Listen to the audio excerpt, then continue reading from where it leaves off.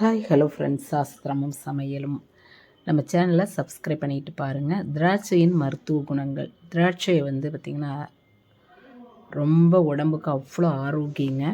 இது sinus patient மட்டும் சாப்பிட்றது கொஞ்சம் தவிர்த்துக்கணும். டக்குன்னு சளி பிடிக்கும். மற்றபடி எல்லாருமே, குழந்தைங்க முதற்கொண்டு எல்லாருமே இந்த கருப்பு திராட்சையை சாப்பிட்றது அவ்வளோ நல்லது. இது கேன்சரையும் குணப்படுத்தக்கூடியது. இனிப்புத்தன்மை அதிகமாக இருக்கும் இதில். இதை உலர் திராட்சையை நம்ம சாப்பிட்றப்ப பார்த்திங்கன்னா வயிற்றில் உள்ள புண்ணு இருக்குது, நாள்பட்ட புண்ணுலாம் இருக்குது, அல்சருக்கு ரொம்ப நல்லது. இது டெய்லியும் நம்ம ஜூஸாகவும் அடித்து குடிக்கலாம். இது ஃபேஸ் பேக்குக்கும் போட்டுக்கலாம். முகம் நல்லா பளபளன்னு இருக்கும். இந்த விதையை நம்ம உள்ளே இருக்கிற விதையை எடுத்து நம்ம அரைச்சி தலைக்கு தேய்ச்சி குளித்தோம்னாலும் நல்லா முடி வளர்ச்சி இருக்குது அப்படின்னு சொல்கிறாங்க.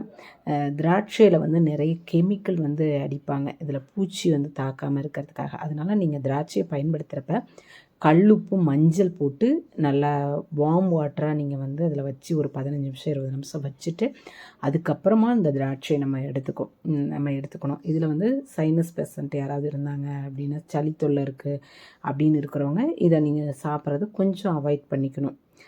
டக்குன்னு சளி பிடிக்கக்கூடியது. மற்றபடி நமக்கு